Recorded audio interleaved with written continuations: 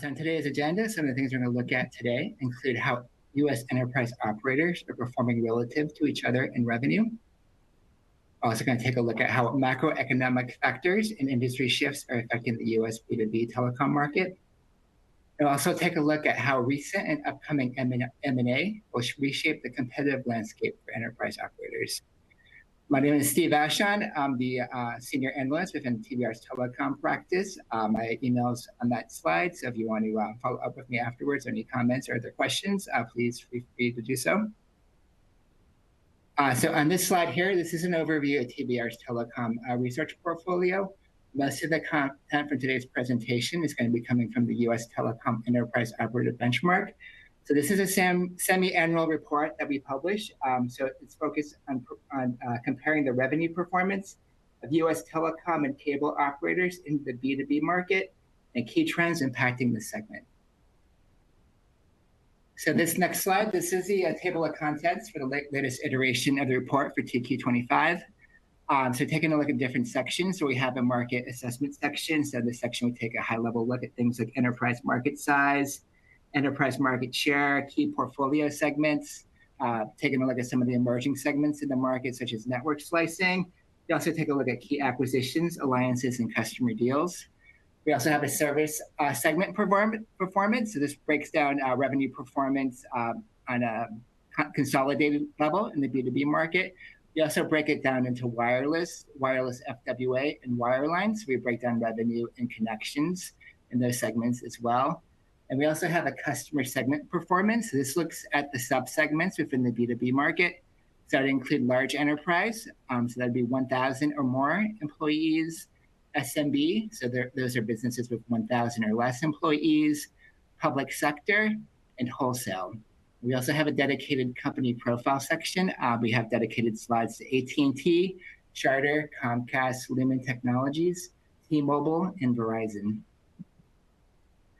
So jumping into today's content, so this graph that you see on the left part of the slide, so this is total U.S. operator enterprise revenue.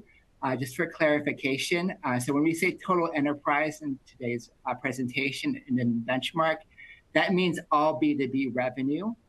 For larger enterprises specifically, we refer to that segment as large enterprise. So it would be specifically the businesses that are 1,000 or more employees. So this graph, this is the total B2B market complete with all the subsegments, large enterprise, SMB, wholesale, and public sector. So looking at how things have been trending since 2021, so you can see there's been low single-digit revenue declines for each year. Just a big picture story there is a wireline solution customer disconnects. We're still seeing the pressure there. Wireless revenue is growing on the other side, but it's being offset by the wireline revenue declines. And we expect to see this continue to decline for the next several years. Still, low single-digit declines in the next few years. Main reason for that is you look at some of the biggest operators in the market, AT&T, Verizon, Lumen. There's still a large portion of those customers on the legacy solutions. So you're going to see some erosion still from that wireline customer base that's getting disconnected. So looking more specifically at some of the revenue growth drivers and also the detractors to the B2B market. Some of the positive things that we're seeing is a continued connection growth, especially on the wireless side. Most quarters, you're still seeing positive net additions for smartphones into the B2B market. Still a lot of demand there. Still see a lot of businesses, providing their employees corporate devices. So, security is a big factor in that, just providing customers their own corporate device if they're accessing corporate devices, corporate data, corporate apps. It's much more secure if they have a dedicated corporate device to do that instead of using their own personal devices. Still a lot of connection growth too on the broadband side, especially with FWA and fiber. So usually see some positive net additions in those segments as well. Another positive thing we're seeing is customers migrating to higher tier services. That include mobile plans. Some businesses, they're moving up to the more expensive data plans. There might be some benefits to that, like mobile hotspot could be a big benefit to businesses if they have employees traveling, remote workers, having that mobile hotspot is a strong benefit to them. Same thing on the broadband side too. We see some businesses moving to higher tier services, like a faster fiber plan, for example. They need those faster speeds that have higher bandwidth use cases. So we're seeing some growth in that area. First responder initiatives such as AT&T FirstNet, there's a lot of growth still happening there. For AT&T, also Verizon and T-Mobile, those are strong segments for those operators as well. Fixed wireless subscriber additions, FWA. Growth is still strong in the B2B segment, especially AT&T and T-Mobile. We've actually been seeing some acceleration in their FWA net additions the past couple quarters, both on the consumer and the business side. We're seeing price increases too, so that's been beneficial to revenue. These price increases have been going on the last several years. A big factor into that is just operators implementing those price increases to adjust for inflation, that they're getting higher operating costs. That helps to offset that. So we're seeing some revenue growth from that. So adoption of value-added services in areas including SD-WAN, cybersecurity, and unified communications. Seeing a lot of things. And this has been a big focus for Comcast. They've been talking about this the last few quarters. Customers coming in for basic broadband services and really targeting additional services like SD-WAN, cybersecurity. So getting more revenue from those value-added services to complement the core broadband services. We're seeing opportunity there. IoT, multi-access edge compute, and private cellular networks. Some growth in those areas as well, but it's still a very, still emerging segments, especially PCN and Mac. So it's still a little bit, it's growing, but it's overall a minimal impact to revenue compared to the core, segments such as smartphone connections or fiber connections and other broadband connections. Looking at revenue growth inhibitors. So things that are challenge revenue growth. So macroeconomic challenges leading to reduced business spending. Especially with the past year, looking at pressures from the tariffs causing inflation, it's causing many businesses that have less discretionary spending, so that might be resulting in some businesses cutting back on their telecom services. It might mean them moving to a lower tier plan. They might be switching to a competitor with lower prices. So that's affecting the overall B2B market. Another thing, legacy data and voice solution customer disconnects is probably the strongest factor that's having a negative impact on the wireline revenue. Disconnect from fixed voice services to using wireless offerings exclusively. You're seeing this trend a lot. Many businesses, just historically, they've had the fixed lines that they're using for voice services. More and more started implementing smartphones as well, but many businesses don't need both the fixed line connection for voice and the wireless. So many are just disconnecting the fixed voice services to these wireless services exclusively. So we're seeing some impacts there. Asset divestments, especially for Lumen, that's been having a major impact on Lumen. Specifically, if you're to look at the graph again, at the left side, you'll notice the revenue declines are a little bit more elevated in 2023 and 2024. The main reason for that was because of Lumen. They had some major asset divestments during that time. They had their EMEA operations they divested, and also their Latin America. So that had some impacts on those years. There's other assets that have happened in the last couple of years too. One would be AT&T. They divested their cybersecurity business. There's been some revenue impacts in those other types of investments as well, divestments as well. Operators retiring certain legacy solutions, including copper-based services, especially for AT&T and Verizon. They're really moving forward and shutting down their copper services. So a lot of disconnects that are happening in the market alongside that. And then we have public sector agencies reducing spending due to DOGE. Multiple impacts from DOGE when we be layoffs. So agencies need less connections, could be less smartphone connections if some employees were using those. Those are no longer needed. They're doing some disconnects from that. Same thing with broadband services. There's reduced employees. There might be some cuts in that area as well. And just overall, budget cuts overall in the public sector markets. They need to reevaluate what they're spending on telecom services. So you're seeing some diminishing impacts from the DOGE initiatives. So looking more on a company level, so on this slide, we're looking at enterprise market share and revenue. So we can see AT&T is still leading in market share at 24.8%, and followed by Verizon at 23.7%. Then you notice T-Mobile is next at 9.5%. So it's quite a bit of a drop from Verizon and T-Mobile. A big factor of that is like AT&T and Verizon. They both have very large wireless and wireline businesses, where the rest of the businesses are predominantly a wireline or a wireless carrier. I mean, when you look at T-Mobile's predominantly wireless, Comcast, Lumen, and Charter, predominantly wireline companies, even though Comcast and Charter do have some wireless offerings to small businesses currently. So that's been, a big factor of AT&T and Verizon having, much higher market share than the rest of the companies that are in the benchmark. So looking at the growth rates, so you can see the declines are coming from AT&T, Verizon, and Lumen.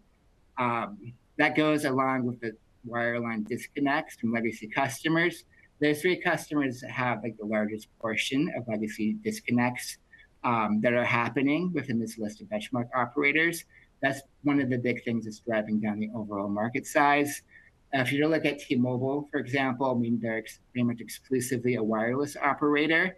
So they had the highest revenue growth in the quarter, 10.8%. They no longer have the wireline assets also they inherited from Sprint. Those have been divested. So there's no longer a negative impact weighing down T-Mobile from those legacy wireline assets from Sprint. Comcast is the second highest in revenue growth in the quarter. A big part of that is their Nitel acquisition. So this is like a managed service provider they acquired in April. That helped to boost up their revenue growth rate into Q25. So looking more specifically at the companies, just a brief look at some of the trends and things impacting the revenue. So for AT&T, they're still very strong with FirstNet. It's still a very strong growing business for FirstNet. They're still getting about 300 to 400,000 new connections a quarter.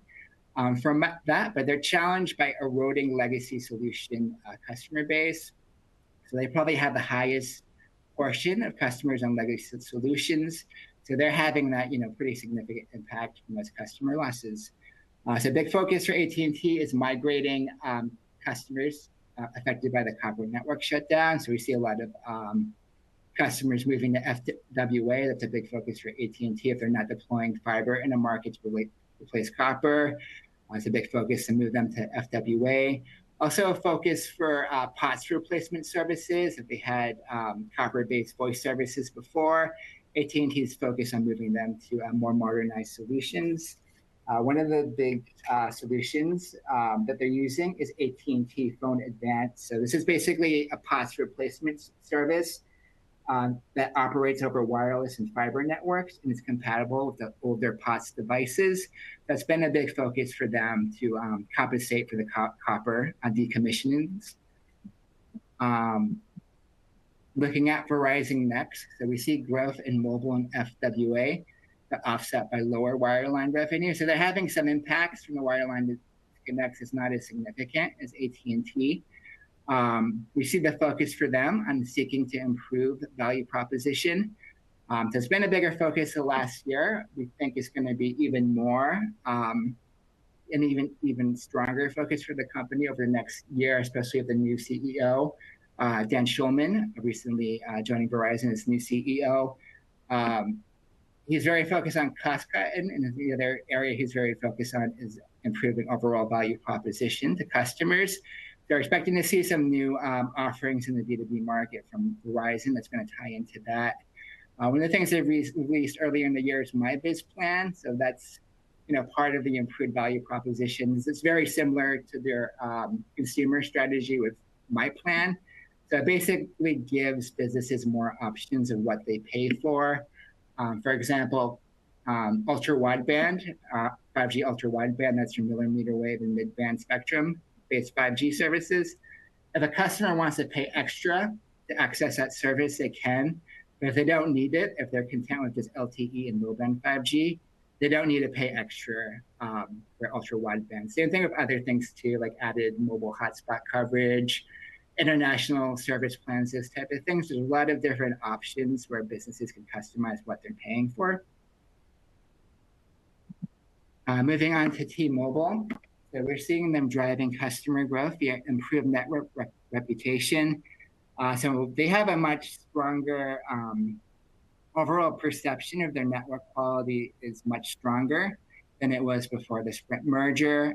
It's definitely helping them out to gain the larger enterprise contracts, having that improved perception in the market. We're seeing portfolio expansion too, especially with them being the first to 5G standalone nationwide. It's been an advantage for them, especially offering solutions like network slicing. They definitely had the time to market advantage with that. You know, they have the most robust, most available network slicing solutions in the market currently. Other areas like PCN, NEC, IoT, and SASE, those are growing businesses for T-Mobile as well. Looking at Comcast, so they're struggling to retain SMB customers against FWA. So a lot of pressures there from the pressing pressures from fixed wireless. To compensate for that, we're seeing more of a focus on the big market and large enterprises, especially their strengthening focus on managed services through the Nitel and Mastergy acquisitions.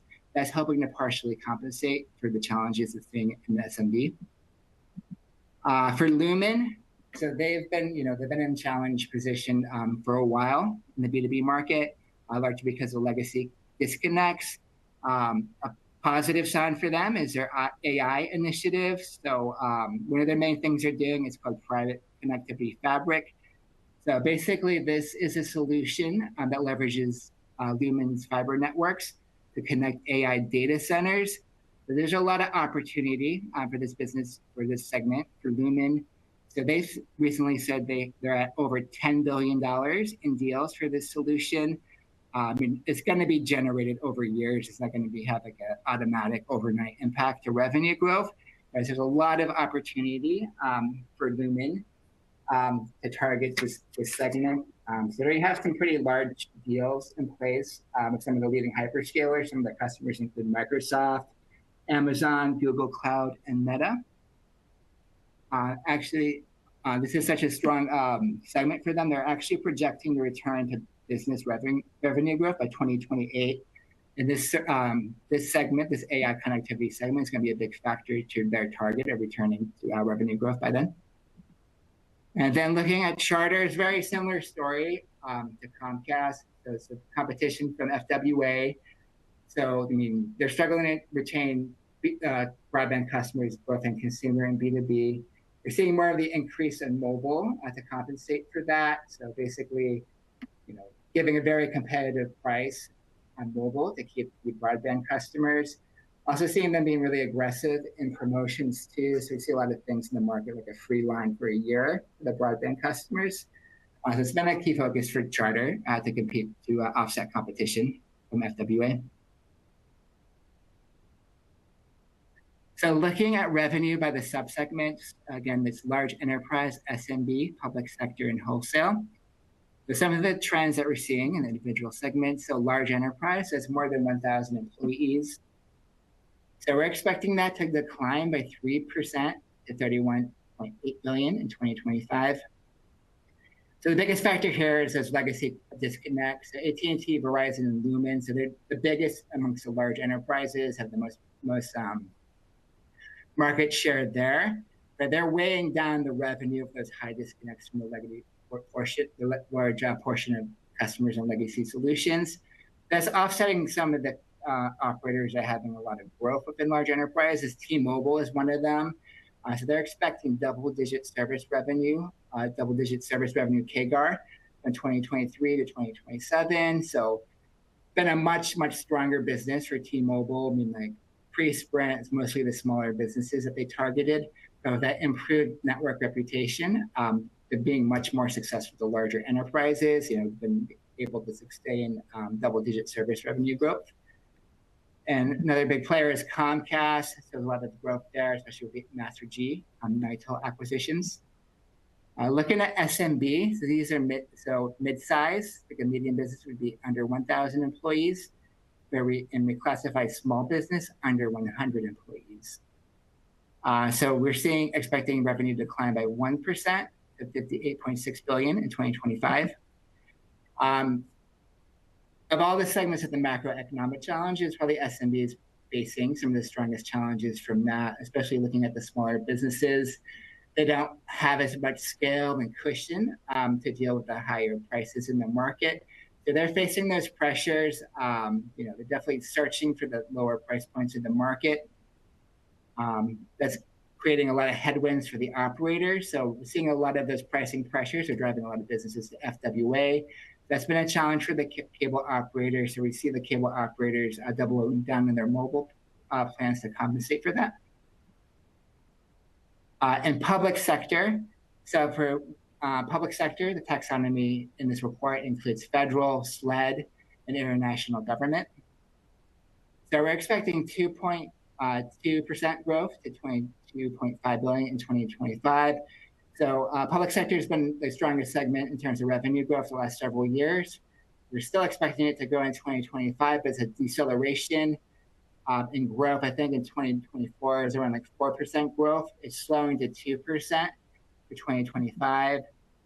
So a big reason for that is because of DOGE-related initiatives. It's leading to some disconnects. So that's hampering revenue growth for the operators. There's still some strong segments within the public sector, especially the first responder market. That's very strong. AT&T and Verizon have historically been very strong in that market. T-Mobile is actually becoming very strong too. They're winning some large-scale deals. In the past year, for example, they won a contract with the city of New York. That's been getting those large deals. It's got definitely helping T-Mobile gain a stronger perception in the first responder market. I think that's going to be a springboard for some other larger deals for T-Mobile also in public safety. And we're seeing revenue bolstered by enterprise infrastructure solution contracts. So that's EIS. If you're not familiar with that, that's the GSA's purchasing program for telecom solutions for federal agencies. So EIS is the latest program. This is a $50 billion program. The operators are winning, AT&T, Verizon, Lumen. They're getting very large-scale contracts. Some of them are $1 billion plus. So we're seeing revenue, being generated from that. A lot of it's timing. So one quarter, they might be getting a lot of revenue from that. So it might have jumps in some quarters from that. Lumen is an example. If you looked at the last several quarters, have been quite a bit of jumps specifically from these contracts that are starting to get revenue. And another opportunity we see that has strong potential is military, especially for 5G PCN. So we're seeing a lot of government investment in 5G PCN. One of the areas we're seeing is private cellular networks at military bases. They're seeing called different things like smart bases. There's different names for it. Basically, it's just deploying 5G at the military bases to get different benefits. One of them would just be operational efficiency. Say if they're deploying 5G PCN, they're pairing it with asset tracking solutions, IoT solutions. So a lot of ways to improve operational efficiency that way by cutting costs, incorporating greater automation. So a lot of cost saving opportunities there. And also to enhance communication as well. Especially battlefield communication, communication with soldiers on the battlefield. 5G can enhance that collaboration. Also for command and control capability as well, having more enhanced capabilities for those type of solutions. So looking at FWA, so still seeing a lot of traction in the B2B market from FWA. So T-Mobile and Verizon, they're still leading in B2B high-speed broadband additions. So that's driven by their FWA services. So it's having some pressures in the market, especially for the cable companies. So we've seen both Comcast and Charter there's been an acceleration in their broadband net losses in the SMB market in the last few quarters, and it's mainly because of FWA. Reasons why FWA is becoming more disruptive. One is it's sufficient for most business use cases. I would add, I think more businesses are just, becoming more aware of what FWA is, and it's becoming more of a credible alternative to them compared to traditional fixed broadband services. A lot of the businesses, they don't need the gigabyte plus services from the fiber providers or the cable providers. A lot of times 100, 200 bit services offered by FWA is going to be sufficient for their business use cases, especially for just day-to-day applications like a Microsoft Office 365, email, those type of things. FWA is going to be more than capable to support those type of use cases. It provides greater ease of installation over traditional broadband. One of the customer groups that we see is businesses that are rapidly expanding. If they're launching new sites quickly, they want to get the broadband services up and running quickly. They don't really have the time to wait to schedule an appointment for the technician to install a traditional broadband service. So we're seeing some growth from that. Also, remote locations as well, like a construction site, food stands, those type of environments are very good for FWA as well. And we also see more businesses viewing FWA as a viable backup connectivity solution. So many of the businesses, they still have, a traditional fixed broadband. It might be a cable broadband connection, fiber broadband connection. That's their primary. And more businesses are using FWA also, but as a backup connectivity solution, just to have, added reliability. Say if the the primary connection would get disrupted by something like, like a power outage because of a storm, those type of things.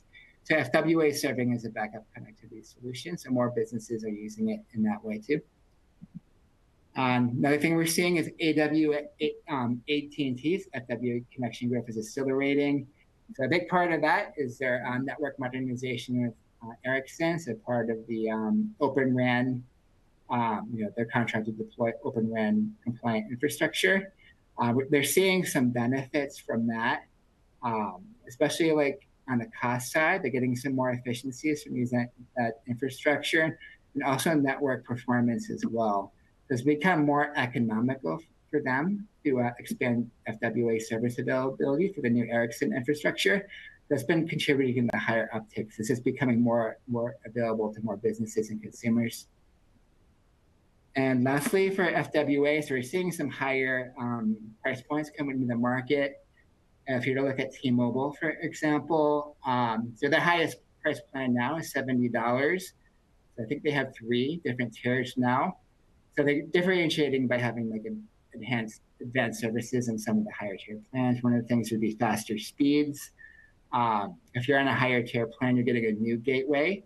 If you're on the older plan, you have the previous generation gateway for that. So you can get slower speeds on the lower tier plans and faster speeds in the higher, the differentiating in that way. There's also some added services in the higher tier plans. For example, Microsoft Office 365, T-Mobile started bundling that with the highest tier plan at $70. So differentiating in that way, so it's going to help be more prudent for FWA in the long term for those type of initiatives. All right, this next slide is going to look more at convergence. So this has been like the buzzword in the telecom industry the last several years. This, the simple definition of convergence is just the bundling of services together. And usually we're talking about bundling broadband, it could be either FWA or traditional fixed, with smartphone services. This has been a very significant focus for the operators the last several years. So what's driving it? The main driver is convergence creates a stickier ecosystem to reduce churn. So one thing is it provides discounting pricing compared to buying services separately.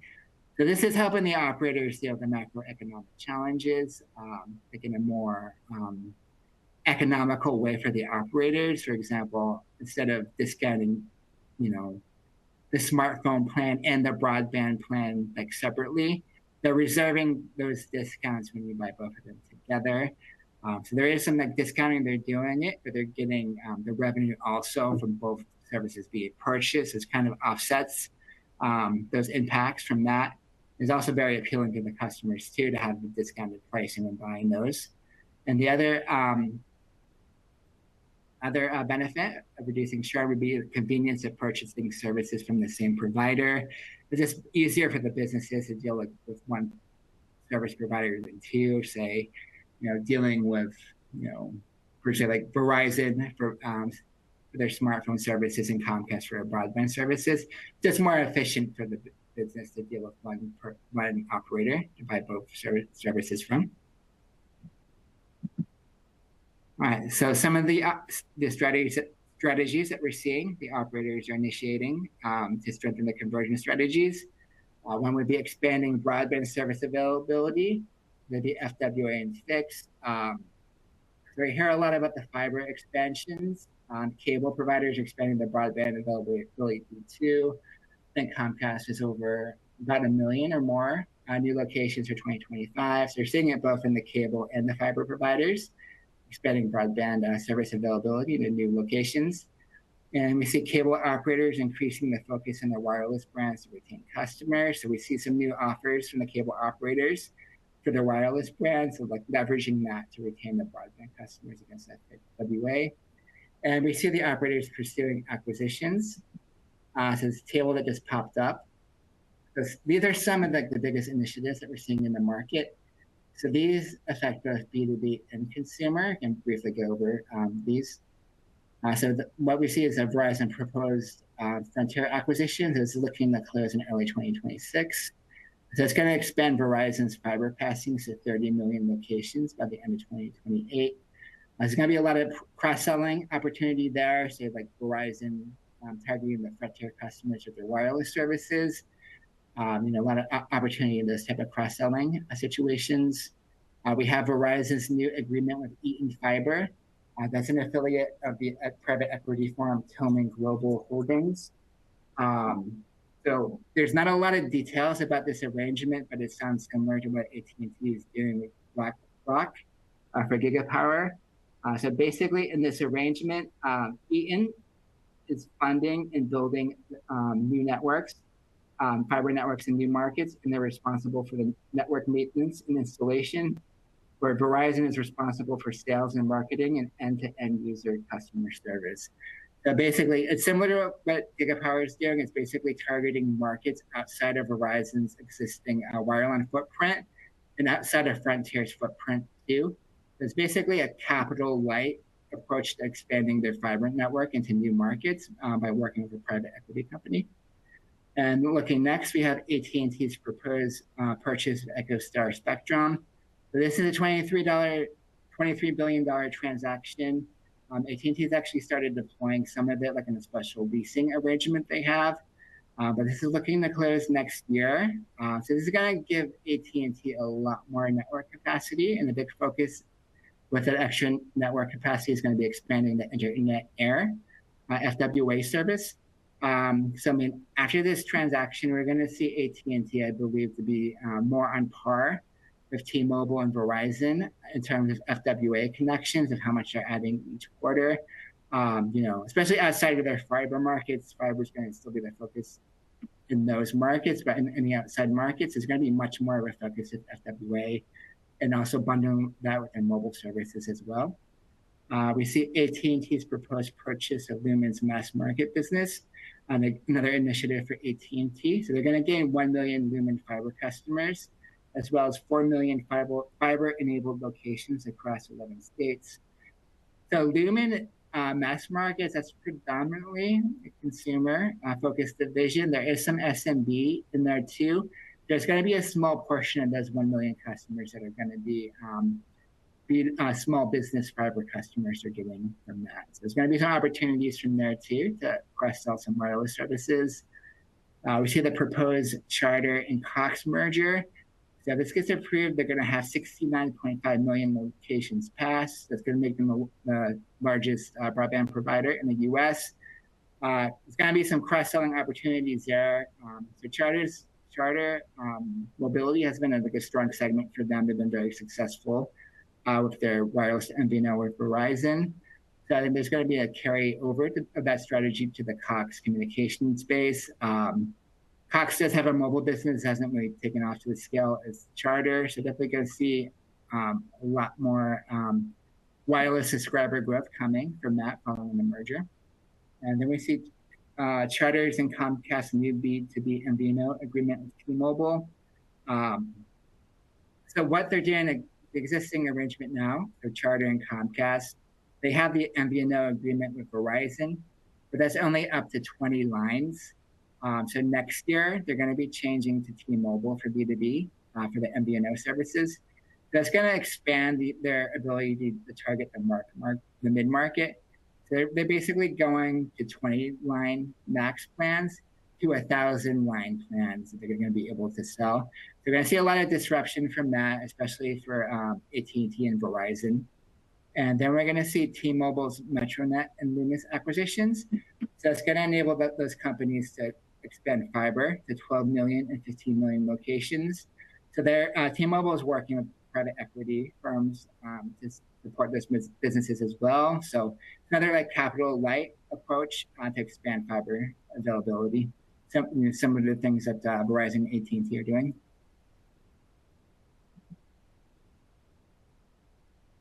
Slide here.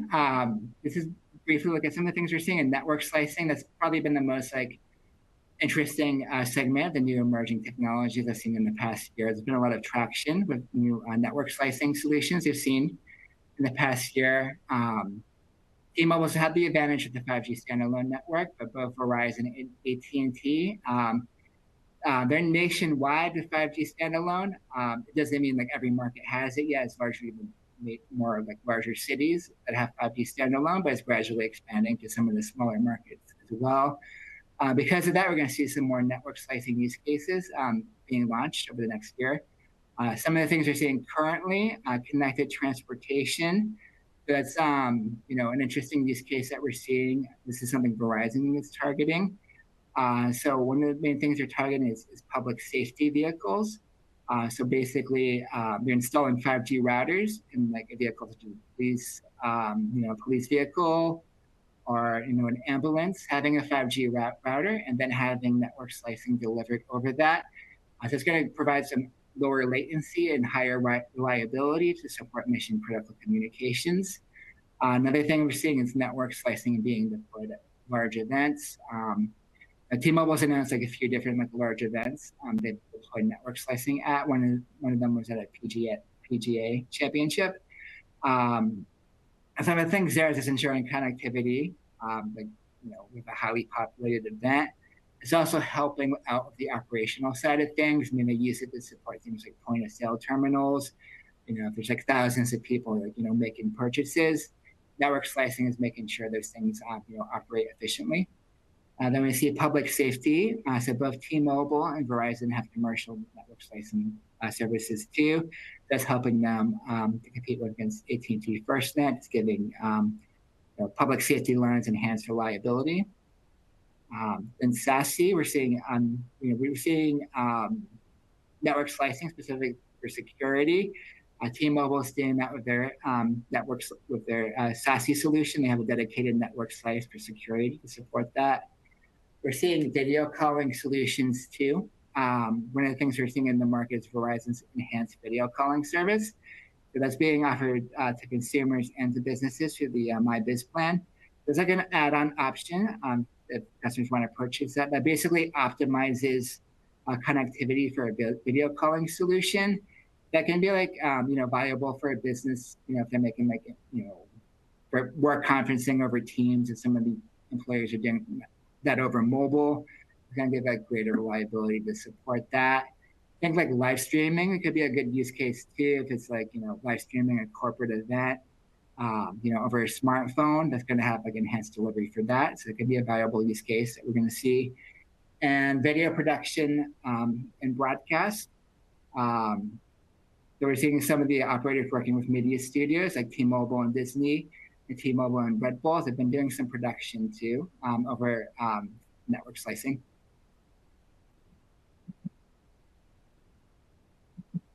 So wrapping things up, Some of the things we're looking at for 2026, some of the trends we're going to see is total B2B revenue will continue to decline for U.S. operators. There's going to be the similar trend we're seeing. We're going to see the wireline revenue continue to erode because of those legacy solution customer disconnects. And it's going to be partially offset by operators sustaining wireless revenue growth via mobile phone and FWA net additions. But overall, there's still going to be the slight decline in the market because of that legacy solution erosion. Next, we see is that convergence bundles will account for a higher portion of connection growth. More businesses will purchase mobile and broadband services from the same provider. And we're going to see convergence initiatives are going to be bolstered by M&A activity and expanded fiber and FWA availability. So you're going to see some of the major acquisitions close next year, like Frontier, AT&T's EchoStar transaction. I think possibly Cox and Charter maybe next year as well. So there's going to be a lot more, consolidation in the industry because of that. So it's going to help to strengthen some of the convergence strategies in the market. And lastly, we're going to see operators will launch new services providing differentiated connectivity with a more widespread 5G standalone coverage. That's going to spur new network slicing offerings. And these new offerings will generate incremental revenue, but will not significantly impact overall market. So you're going to see these new network slicing solutions. It's going to be more of like an incremental slight increase of revenue. It's not going to change the market size overnight because of it. It's more of, but these network slicing solutions currently, they're more like upsells to premium plans. That's what T-Mobile's doing. And Verizon, they're preserving their network slicing for the first responders. It's in the higher tier plans. Some of the other network slicing services too, it's just getting baked into the higher tier plan. So it's more of a, they're more of services to incentivize customers to purchase higher tier service plans instead of, services customers are purchasing separately on their own. Let's wrap things up. We'll take a look at some of the questions.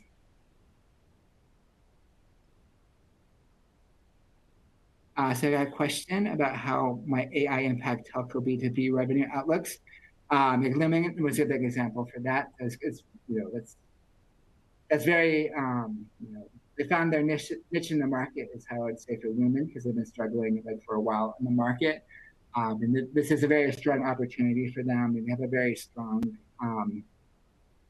inner city fiber footprint for Lumen. So it's very ideal for connecting data centers across the US. There's a lot of opportunities for Lumen with the hyperscalers. The same thing with Verizon. They've announced some large deals as well. I think they recently announced a similar type of deal with Verizon. There's a lot of opportunities there in that segment. But a lot of the opportunity from AI is more, we're seeing a lot on the cost reduction side too. Optimizing headcount. That's a big thing that we're seeing. Most of the operators are reducing headcount. AI is becoming a big part of that, especially in the sales and customer service side of things. Either it's making the employees more efficient, so basically they can do more tasks for less amount of people. So again, we see some headcount optimization from that. So I have a question here. Remind me of what your demarcation is for enterprise. Is it all a business or only those companies with X employees or Y in revenue? We'll go over that again.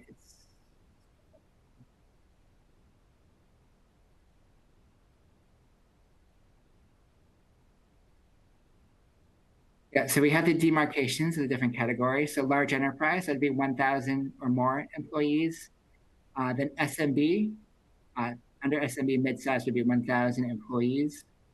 And small business would be under 100 employees. So that's a demarcation of different customer segments.